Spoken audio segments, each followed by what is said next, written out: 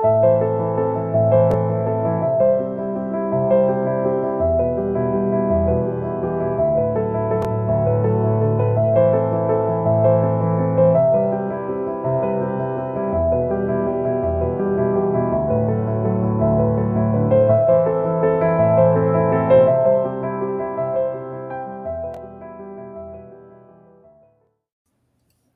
hello, everybody. This is Don with the Vlog of Many Things. Welcome to the show. We have two of our compatriots to my right, or your left. Steve. Down below us is. 10 car folks. I'm obviously not home and not in the Poconos. So No, he's not. He is actually, highballing it, drinking White Claw.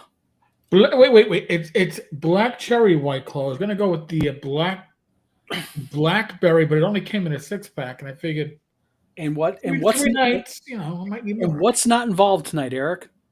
There are no people. There's no hookers with White Claw at your. There's no. Before we go into today's festivities, there was supposed to be 4 people in this Airbnb. I was getting ready. Oh yeah, what happened with that? Well, Rich and I got a puppy this summer, so the puppy needs attention. It's only 4 months old. My parents aren't necessarily ready for the feed you 3 times a day and pick up your poop constantly aspect of puppyhood. So Rach, we decided last weekend she was going to stay home. Then Rob's wife came down with a severe cold or a flu. It was yesterday, and then Rob woke up with it today, and he had to bow out. So it's all me. All yours. You're what they call free balling it in the military. But I'm not. I'm still wearing my underwears. I'm not really Still wearing your underwear. Yeah, I didn't want to sit in an Airbnb's chair with my bare butt cheeks out.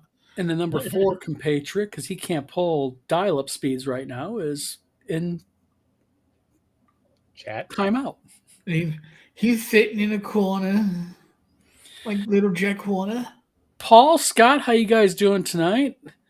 Well, real quick, we're going to talk a little bit about. We're going to dig in tonight about the Gygax Memorial Fund, and we're also going to talk about some other things happening with the vlog coming up. But the Gygax Memorial Fund is going to probably be a big part of our discussion tonight. I missed all the excitement on Facebook on it. I missed that on my drive here. Well, let's give kind of a breakdown what's going on here. Is for those that do not know, the Gygax Memorial Fund has a board of 3 people. We have Gail Gygax. Oh, no, she's no longer.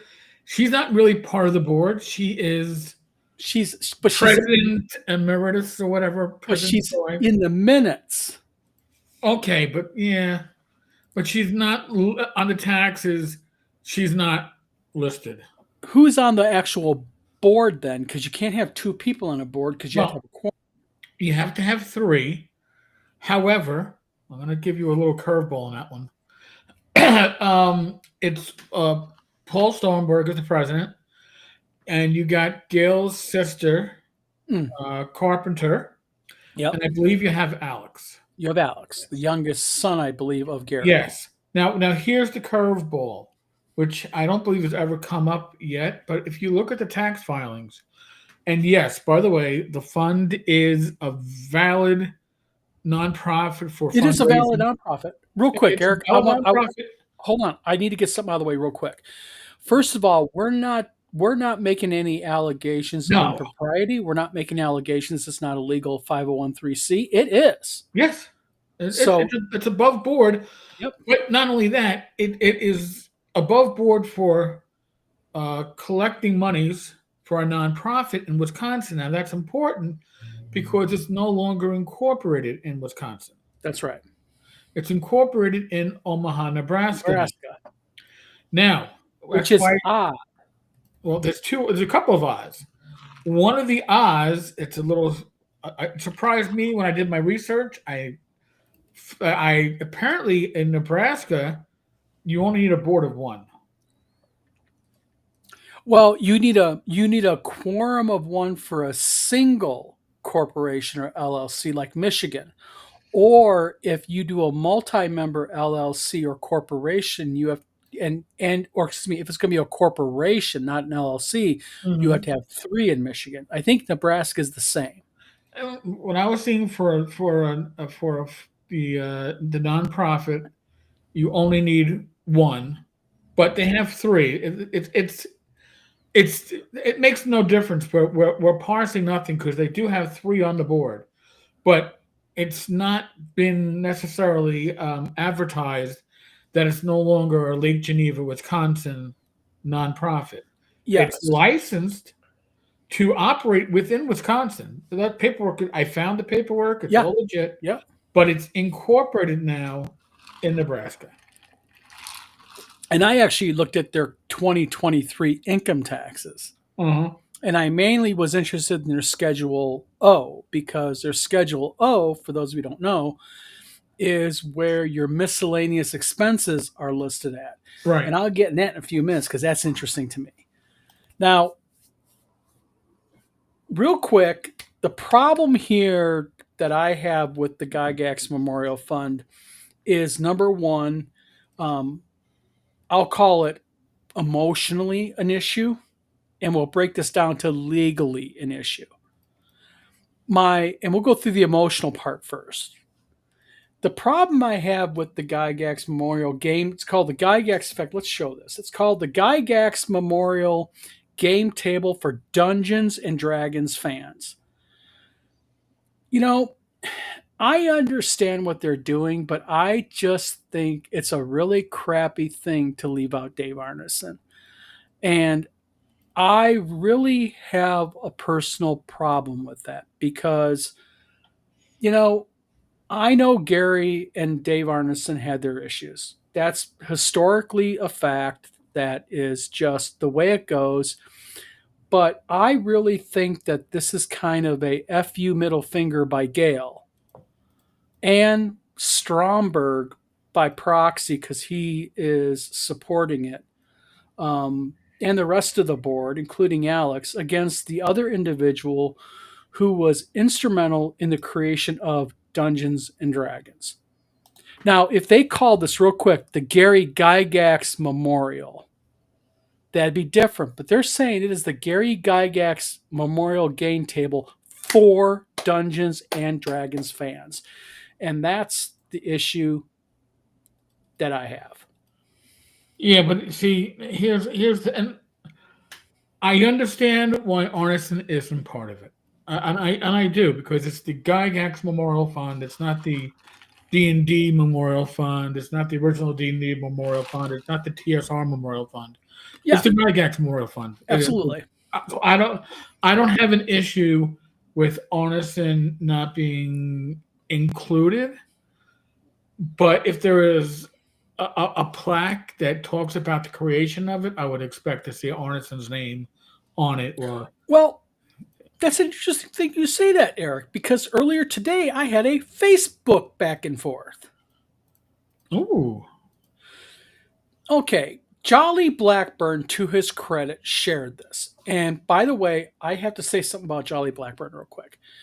Although Jolly Blackburn disagreed with me on Facebook about my points, Jolly Blackburn did it in a very professional way and a very polite way. So hats off to Jolly Blackburn for being very adult and nice about his points. He made some good points. Mm-hmm. So a individual, and I'm going to show this comment because it's public, made this comment to Paul Stromberg. And he said, "No thanks, they blew through all the money from the first fundraiser, never even had the funds in an interest-bearing account. The website hasn't even posted required legal docs since 2022. Where did 200K go?" Now here comes Paul Stromberg. And this is the problem I have with Paul Stromberg. Paul Stromberg really did, and I'll bet you he thought about this before he posted it with this word salad. He said, "Stephen Field, all legal reporting has been done through the state of Wisconsin and the fund is in good standing with the state of Wisconsin." Okay, first of all, Paul, good job at deflecting.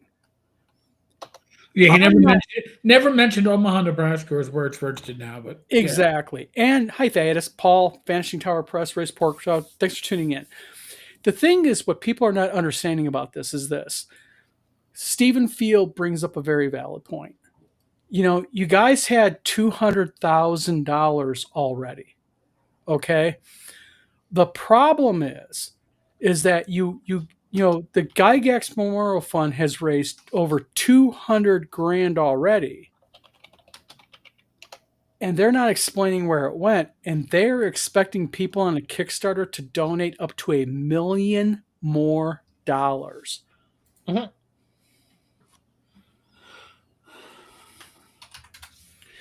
I'm doing that, Eric. All right. Well, here, if you Paul did a decent job updating the Facebook thread, and he talks about money is being basically clawed back by a donor. Mm-hmm. And here's the interesting thing: if those are monies that were accounted for, there's only one donor that hit six figures that I can think of. Who do you think? Watsy. I don't think Watsy did it, though. Well, Watsy's the only one that donated significant monies. They're the ones that raised monies from the sale of the books, the reprints of the first edition AD&D books. That was something like $120,000. Yeah, but that's not in the current. But that would be money that was carrying over all these times. The fund only raised like $220,000, $230,000 total. Yeah, but the point stands. It doesn't matter who donated it. Okay. They had over $200,000 raised. Okay, and I understand over the course of years it gets whittled down. I get it. But when you look at their taxes, something very interesting happened in 2022. They had $194,000 in their fund. Yep. And they made, and I looked at their minutes. Their minutes do not say, and we're going to get into minutes in a minute. Their minutes do not say anything about where the money went.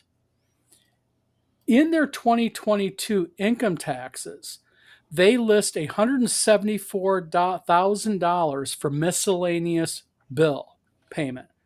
Then on their Schedule O, for those of you who don't know, when you have a 501(c), your Schedule O is where your miscellaneous bill payments or miscellaneous payments go. They have to describe where that money went. And on their Schedule O, they go into a big, long, protracted description that really doesn't tell you much. Oh, like what the goals of the fund, which is a scholarship that has never been awarded, as far as I can tell. Well, the Schedule O lists out scholarship, lists out miscellaneous expenses, lists out cost of a bench. And then someone brought up an interesting point. And what they brought up was they said, well, maybe this initial money and the amount that they're trying to bring up is going for the land. The problem is, even when you look at their Kickstarter states that the land has been donated by the city of Lake Geneva. Yeah, actually, I think the city agreed to donate land back in 2014. The argument for years with Gail was she wanted a specific spot in the park, which they didn't intend to give her. And so the land was always being donated by Lake Geneva. So they weren't paying, there is maintenance involved. That's when they sold bricks earlier. This is like 2016 or something like that. They were going to be selling bricks. That was to go toward the maintenance. Yes. So. But see, this is the whole point. When you take a look at the links and when you take a look at, they don't explain, okay, we got to do this one more time. We're going to try this one more time. And if you go, we got to accept it. Restream doesn't like my connection. Yeah. No, so the thing is the problem I have with the Gygax Memorial Fund is this, is there's a little bit of history about me that people do not know. I used to be bye. I used to be a zoning inspector for the Village of Homer, and before that, I was a chairman of the Zoning Board of Appeals for the Village of Homer in Michigan. And we had to have quorums, and in our minutes, we had to say, like as an example, we want to pay bills. Okay, in the Gygax Memorial Fund minutes, they say Paul Stromberg makes a motion to pay the bills. Gail Gygax seconds it, bills will be paid. That's not how you do it. You're supposed to say, Don presents a motion to pay the bills. Steve says, I make a motion to also pay the bills. Explain the bills, Don. I have to pay $30 to Eric Tenkar for advertising. Motion seconded. We pay that. And you have to list out everything. They are very non-transparent in where this money went, to be frank.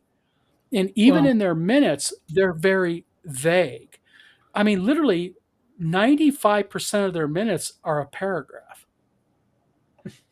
So my question is although they said in their schedule, where $172,000 was spent, they don't say how the breakdown, they don't break it down in that schedule O. No, they just put it in the gross description. So I'm not stating that there's impropriety going on. What I'm stating is that you're not asking for 10 grand for a memorial. You're asking for upwards of $1 million. And when you're asking for upwards of $1 million, then your history definitely should apply as far as your transparency goes. And I'm sorry if I offend certain people, but the Gygax Memorial Fund's transparency has been abysmal here. Well, I mean, let's be honest. Before Paul, it wasn't opaque. It was boarded up windows with butcher paper, so you can't look in.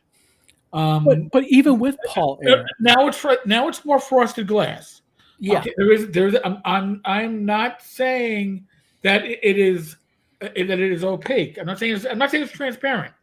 I am saying we're getting a little bit more than we got before, which is what hurts, because it could be so much better. It could be so much. Hey, listen, here's the cards, and not feeling like we're trying to follow the pea beneath the shelves in New York City in the 70s. Well, yeah, and it's just like this reply, and I go right back to the reply that Paul Stromberg made.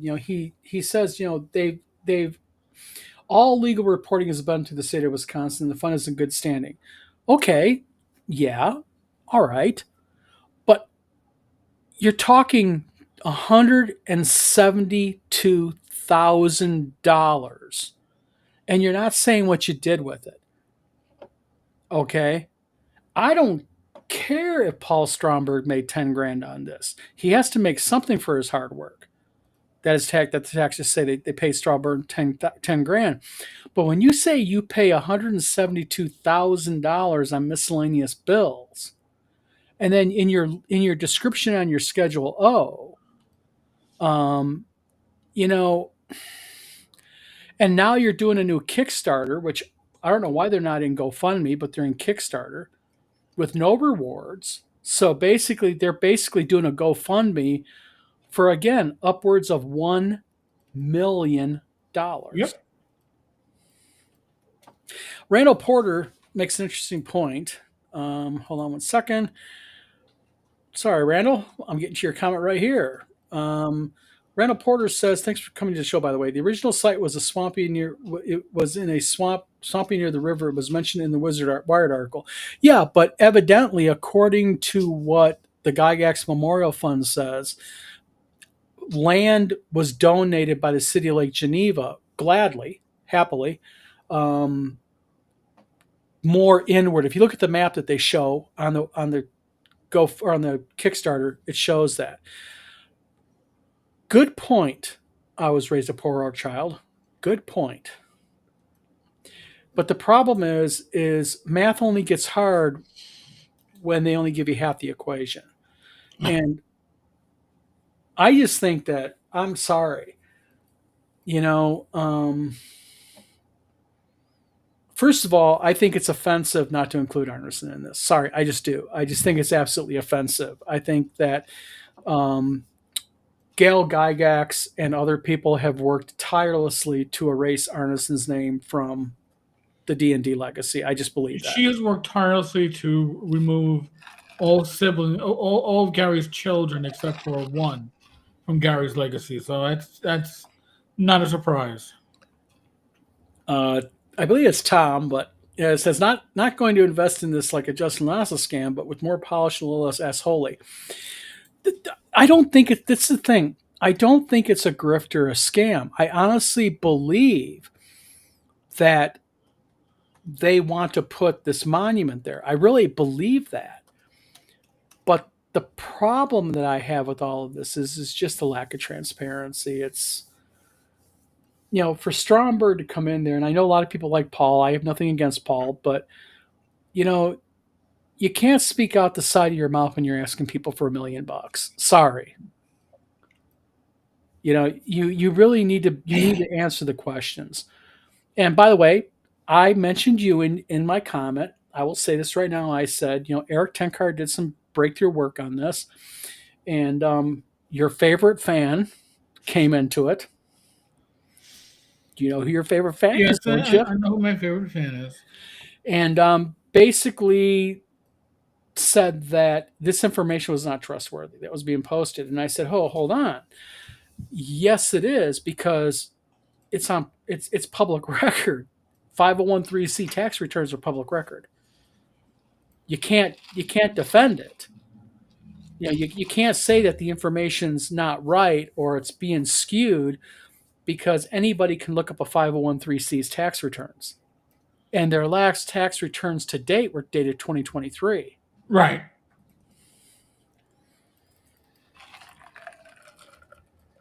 So the 2024 taxes should be filed by mid-November. Yes. ProPublica, if you're going to try to catch them early, if you don't want to wait for the Gygax Memorial Fund to update, the last 2 years weren't in apparently until earlier today. Yeah. But the ProPublica will give you everything that you would find elsewhere, and they're pretty quick at getting this stuff up. Yeah. So, as far as what they're asking for, Eric, you want to cover this one? All right. So what they're asking for in the there's different and by There's the way levels. There's levels, and I think the first remember, folks, I'm not at home. I'm not swinging here with 2 screens, but the base level is for the table. And that's like $225, and then they go up by about $200,000 for each. So we go from the table to a throne, chair, whatever. Then you got Gary in the chair. Then you got a dragon at Gary's feet in the chair, and then you have Gary in his chair with the dragon at his feet, sitting at a table with a map of the first dungeon level that he designed. That is the big get. Now, this was a normal initially. If they'd be sold to you that there'd be other chairs around this table, so you could roll dice with Gary. Okay, I got it pulled up. Part of it. I got it pulled up, Eric. Okay. Their basic goal is for $150,000, and that is to install the stone and foundational elements of the monument: stone table, benches, and pavers, concrete foundations, apron, connecting sidewalk. Their next one is $250,000, which is a stretch goal, which then will have a D&D themed Dungeon Master's throne created. Then they go to $500,000, which then puts the statue of Gary seated upon the D&D throne. Then their third one is $700,000, which is to have a bronze treasure chest and guardian dragon wrapped around the base of the D&D themed Dungeon Master's throne.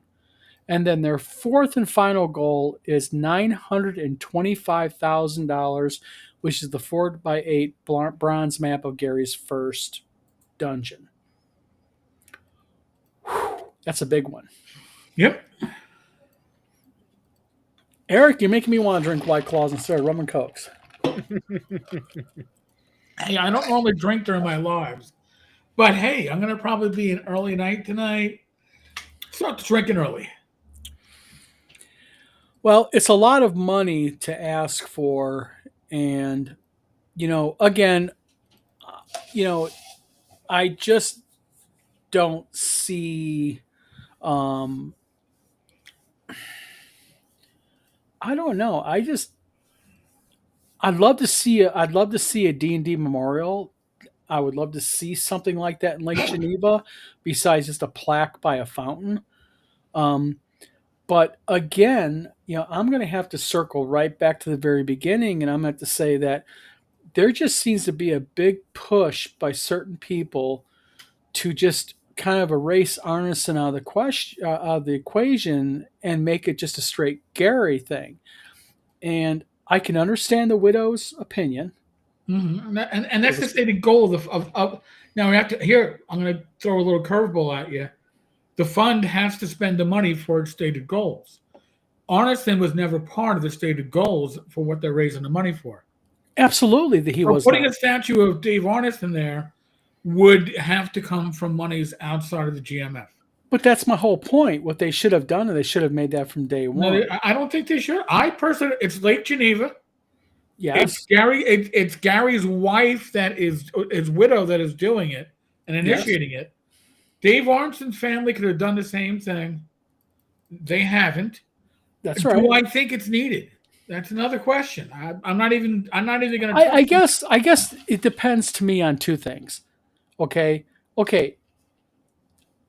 Is this a memorial that celebrates Dungeons and Dragons? Or is this a memorial that celebrates strictly Gary Gygax? Where the line for me blurs very much greatly is the fact that they're pushing this as a Gary Gygax Dungeon Dragons Memorial. They're pushing him as the creator. Yep. Gary's first map. And what they're doing here is the inflection to me, which is unfair to Dave Arneson, is that Gary is the sole creator of D&D. Randall Porter asks a question. He says, the big question is, what does Luke say? My question is, what does it matter what Luke says? Right. Because historically, Gary Gygax and Dave Arneson created Dungeons & Dragons. You could argue semantics that one made more impact than the other. Of course he did, because Gary stayed with the company longer than Arneson. Why they split up is enough for another 3-hour video. Eric's like, yeah, tell me about that one. I don't even have a 12-pack in the fridge here, and no, I wouldn't. Yeah, I think my fifth of rum is about half full, so I don't think we got enough for a Dave Arneson versus Gary Gygax video. But the point is just I understand why it's being done. I understand the emotional attachment. I understand the emotional mechanics of it. I just think it's sad that they're doing it like that. Let's face it, the first campaign world for D&D was designed by Arneson. Yeah. Again, I am not saying that we need the memorial. I'm not saying we don't need the memorial. And I'm not saying that a memorial to the creation of D&D wouldn't be awesome. What I am saying is this memorial has always been for the sole reason of celebrating the life of Gary Gygax. Yes. And the way that Gary and Dave split was about as amicable as the worst of divorces. I was about to say the worst of divorces. Yeah. So you know, I don't have an issue with Dave not being represented, but that being said, and I'll have to go back and look at the Kickstarter pitch. But Dave should get at least a throwaway mention as being part of the process. He does not get any mention at all. Well, then that's a little bit of a rewriting of history, which, to be honest, we've seen happen from both camps, but this camp has been the more successful one, so I'm not surprised. Well, they're the more successful one because I think basically the Arneson family has just kind of stepped back away from it. Let's face it, Gary's family has a foothold in Lake Geneva. Um, I was raised a poorer child raises a point. He says, from what I've seen of Gail, I wouldn't trust her. I will just say this. I have heard things from certain trustworthy individuals about Gail Gygax that, I personally am not going to donate to it. I mean, I'll be honest with you and just blunt here on the video. I just don't think that, I'm not saying put Arneson at the under of the table, but there should be at least some acknowledgement in a plaque. At least in the Kickstarter pitch, and that I agree with. And as for Gail, Paul came into the equation because, and this is my observation, my conclusion. It could be wrong, but Paul came into the equation when it came to the Gygax Memorial Fund because they needed somebody to put a fresh coat of paint on it and a fresh face, a fresh point person to deal with other than Gail. Stop, Glenn. Stop the rumors. Gosh. Oh my God, Glenn. No, that was the person that there was somebody in her backyard that I don't know. All I know is she didn't go to the VIP dinner at a 2016 Gary Con. Well, there's some historical facts about Gail Gygax, whether people like it or not. She quashed Gygax magazine. She quashed Gygax magazine, suing over. By the way, you can't technically trademark a name, family name. You can't. You really can't do it. But she did it and prevented the family from using their family's name. And correct me if I'm wrong. Didn't Luke just get done with the federal lawsuit with her? Okay. That was the will. That there was the will. But it was over control of certain aspects of that was about the Gygax. So the E. Gary Gygax revocable trust. All right, let me give you the 2-minute synopsis as best I can tell it. Please do. Okay, so when Gary passed, Gary had put into place a trust to put his properties under before he passed, and that trust was given to Gail. And by the way, as a side note, my understanding, should Gail pass, it didn't move on to Alex; it moved on to her sister. Just say that what you will. That was my understanding. But in any case, there was a will. And the will in question that came up a couple of years ago had always existed. I know there were rumors that it was just found. No, the will always existed, but nobody in the family thought that the properties that were covered by this trust were worth more than $50,000. We're not going to fight over it. It's going to cost us more to fight over it than we're not going to make out of it. And then Tom DeSanto came along, Transformers producer. And Tom DeSanto wanted to license Gary's properties to Hollywood. Well, Gail was in negotiations, or her people were, and he said, I need a face man. We've been talking about this. And the face man he wanted was Luke, somebody he could present to people in Hollywood that could make an impression, that could hold his own. Gail couldn't do that. Mm-hmm. And my understanding, this is not a direct quote, so don't say this is a quote from Tenkar, but my understanding is something to the effect of no way is that person making any money out of this, because that would be part of the deal. And then suddenly DeSanto heard whisperings of a will that would jeopardize who actually controlled the properties. And when that happened, deal was off. And then shortly thereafter, the will was filed in probate court, and it wasn't federal court; it was state court. And, state court probate, yeah, yeah. And it was if you followed it, and I did. It's a strange. Probate court was strange because you have the siblings, you had Gail, and then you had the estate.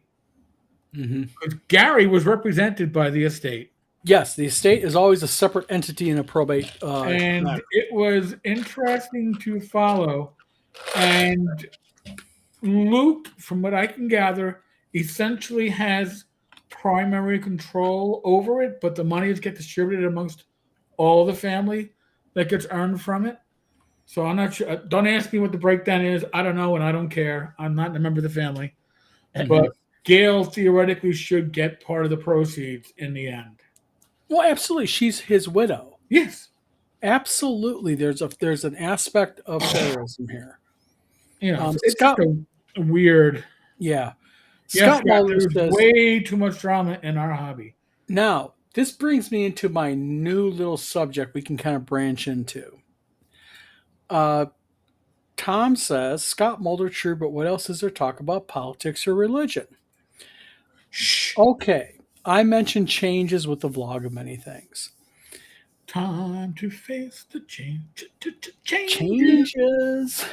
What we're going to do on the vlog of many things is listen. There's only so much gaming content that we can talk about on the vlog. There's only so much WotC bashing that can be done. I have entered into and I'm going to be honest with everybody, is I have entered into a license, so I am going to slow down on my content about that. I will just say that I had a discussion. So you're getting a little. I'm going to give you absolution. Go forth, my son. Your sins are forgiven. Thank you. So the thing is I'm not going to engage in any more bashing of people who have been fair with me. Fair enough. So we are going to start getting into a little bit of politics on this show. We are going to get into a little bit more talking about things like politics, current events, things like that. It's the vlog of many things. It's not the vlog of gaming. Nah. And we're going to talk about publishing. We're going to talk about game design. We're going to talk about editing. We're going to get into, Eric, you're a game designer. Tom's a game designer. Steve is a writer. I'm a writer and game designer. So we're going to get into a variety of interesting subjects starting next week. I know that people and I haven't seen Foogly on here. Isn't this weird? Oh, no. Where is Foogly's sarcasm? He's hiding. Oh, speaking of writing and stories and stuff, let me go grab this here. I've started redoing just kind of more a cathartic thing just to help me with my stress levels because they've been just stupid lately. Is I've started releasing short stories again once a week. I'm trying to do like every Wednesday or Thursday once a week. I've done 2 already. I've got Tornado Trouble, which is kind of a fun one. Basically, kid goes out for a ride and ends up on the wrong end of a tornado. And then there's a second one, which I just released 4 days ago called An Inconvenient Time Jump. That one actually went over really well. Basically, it's about a guy who's in the middle of a science experiment, accidentally gets sent to the past, and inadvertently influences his own future, not intending to, but it's a fun one. I mean, and that's not really giving away what the story is. That's just kind of the 20,000-foot view. But those are some of the things that we can start doing, though, is we can start highlighting people, game designers. Scott Mulder says we could also talk about advancing and developing of the hobby. Those are good subjects to get into. There's a lot of misconceptions about game publishing out there that people just don't know. Eric, like I said, you're a game designer yourself. We can talk more about game design. So, yeah, Glenn says substitute Fugly here. Yeah. So the thing is, he's an artist. Yes, he is. He's also an author. He submitted a book to Wizard Tower Publishing. I'm actually in the middle of reading it. Glenn, so far so good. But the thing is what we want to do is we want to start getting more into some more broader subjects. So for those of you out there watching this, if you want to go ahead and email the vlog of many things at gmail.com, let us know about your story ideas. We're also going to stop highlighting hate mail. If you want to go ahead and you want to be insulting via hate mail, you're going to be ignored, because we're going to start gearing this show a little bit more to things that people can, be interesting, utilize, and do. Fun stuff rather than rage Karens. Yeah. Tom Verlt says Tammy Verlt, Tom says the politics of gaming. And that's another thing. Especially since the Charlie Kirk assassination, I have noticed that my gaming groups have exploded with political bullshit. Mm-hmm. And Thyatis was in here earlier. I don't know if Thyatis is still in here or not, but me and Thyatis are friends on Facebook, and I like Thyatis. But me and Thyatis are diametrically different politically. And, I don't make posts on Facebook to change people's minds. I make posts to make a point, and I think Thyatis will go ahead and say this is I walk away. And the reason why I walk away from arguments is because that's what they become. Right.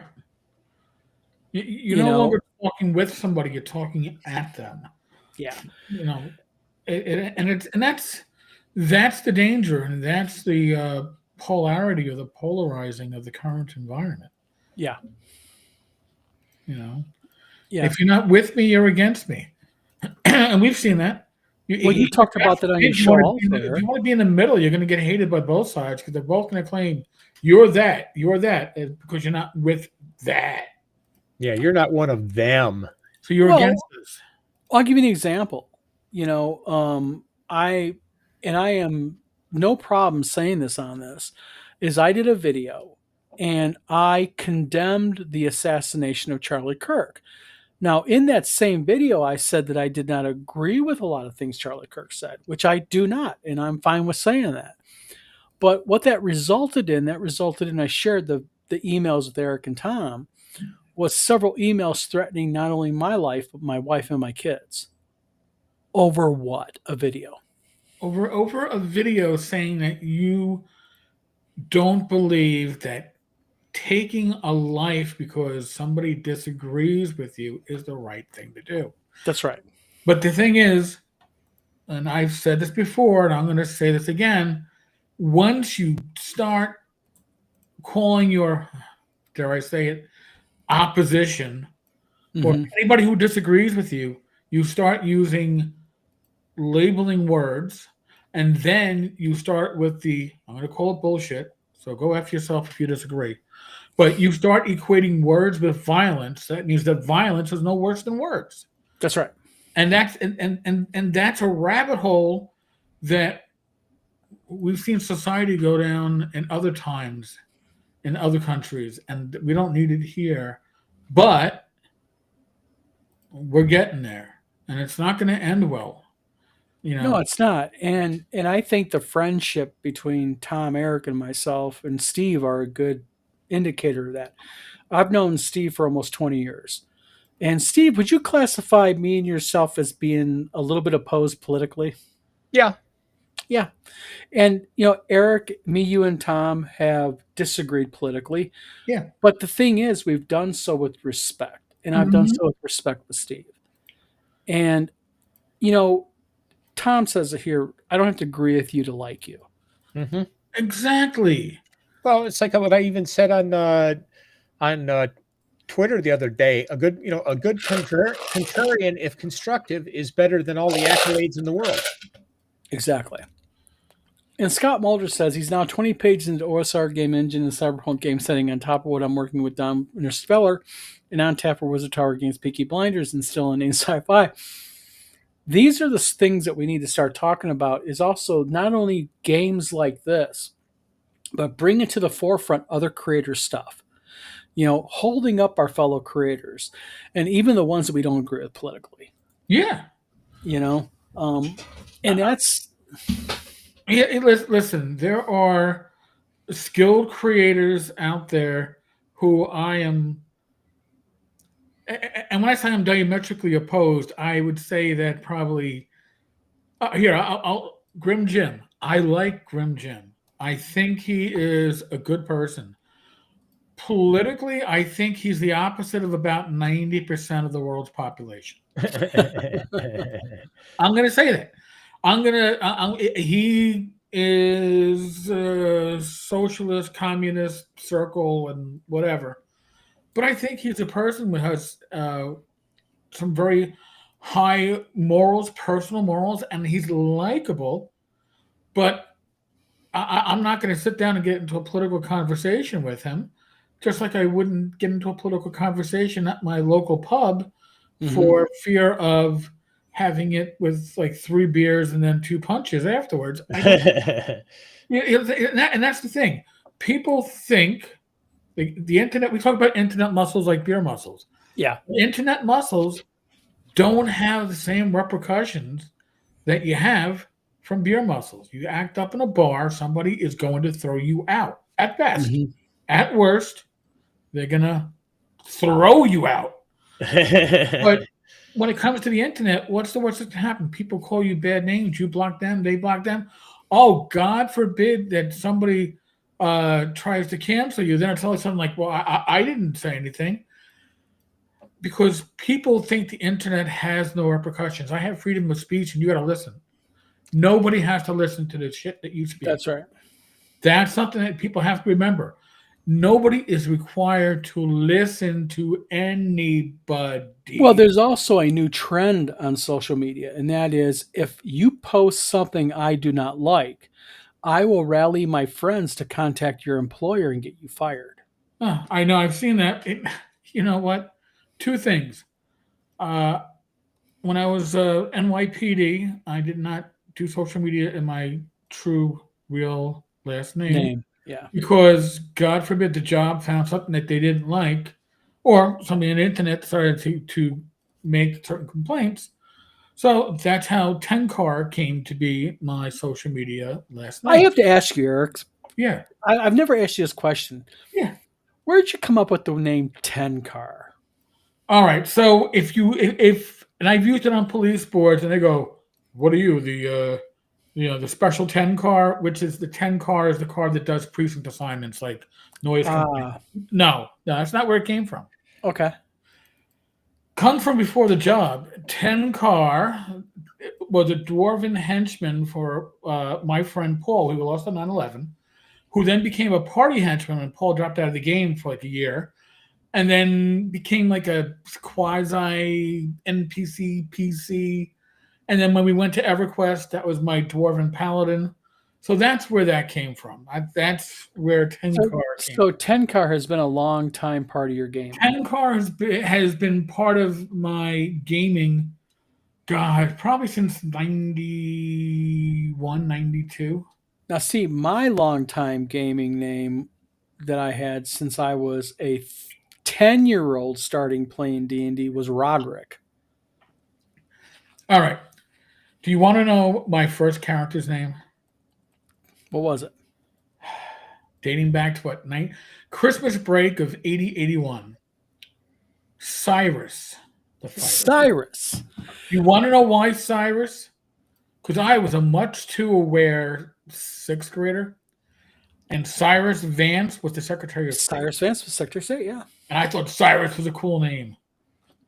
Okay, now for everybody in chat, what was your first character's name in D&D? Because mine was Roderick and Flint. Roderick was a elf and Flint was a dwarf. Okay. Before Dragonlance, even. See, like I can remember my first like those core characters. That was my first character. Then there was Stryker the Paladin, Megan Brand the Ranger, Valen the Magic User, and I thought it sounded really cool at the time, Phasmir the Illusionist.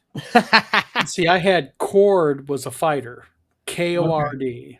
He was a fighter, and then because I was a big David Eddings fan starting in the early '80s, of course, my Magic User was switched to the name of Belgareth. Okay, yeah, David Eddings, yeah. Yep. So, Unearthed Arcana, I had to have a barbarian, right? Because the barbarians had all those bonuses. And me and my friend Dave had barbarian brothers, but my guy's name was Yar, but that was short for you run and I'll find you wherever the fuck you are. Yar. So Tom's was Troy. Knucklebones was Briny from Savage World of Conan magazine. Also Bront. And then Michael Stengel says Arion, human magic user. And then Jefferson Starship Trooper says mine was a family of wizards named Von Egenhard and the Tiefling Paladin Sir Drumacos Weary.